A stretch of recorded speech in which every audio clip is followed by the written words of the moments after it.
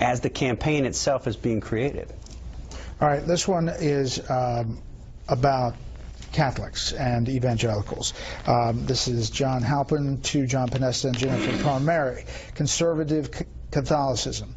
Ken Aletta's latest piece on Rupert Murdoch, and the New Yorker starts off with the aside that both Murdoch and Robert Thompson, managing editor of the Wall Street Journal, are raising their kids Catholic.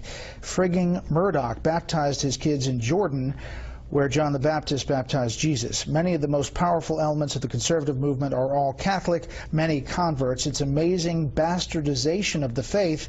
They must have be attracted to the systematic thought and severely backwards gender relations and must be totally unaware of Christian democracy. Jennifer Palmieri responds, I imagine they think it is the most socially acceptable, politically conservative religion. Their rich friends wouldn't understand if they became evangelicals. Tucker.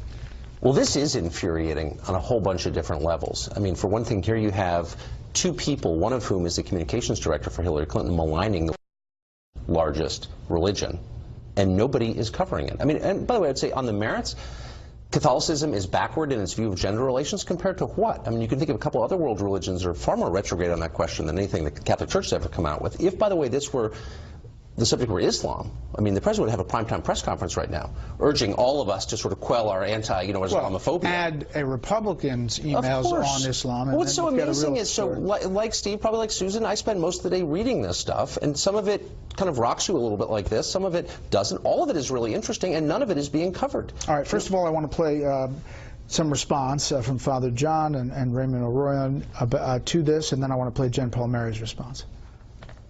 To suggest that somebody is becoming Catholic or becoming a Christian and raising their children in the faith, why? For political purposes. That's not smart. That's not American.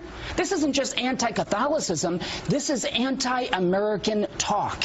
I think Catholics will get more enraged, and question marks will continue to hover above this campaign. What do they intend, and how do they think Catholics and evangelicals fit into America? I'm a Catholic. I don't recognize that email that we saw, and this whole effort is led by the Russians. The Russians, ones that orchestrated this hack. We believe, as noted by the statement from the Director of National Intelligence, that they're also behind the timing and manner of the leaks, and we are not going to do any more to comment or aid their efforts. Okay, Susan. So, I mean, how big a problem? Let's just imagine it was getting covered every place. How big a problem is this potentially for a campaign? This particular exchange issue, the Catholic. Yeah, you know, being respectful of other people's religion, it's a fundamental American tenet. It's an important thing, and there is a snarky tone to this exchange. And absolutely that's inappropriate. I would say that the most inappropriate language came not from Jennifer Palmieri, who's with the campaign, but from a guy who's with the Center for American Progress, a think tank.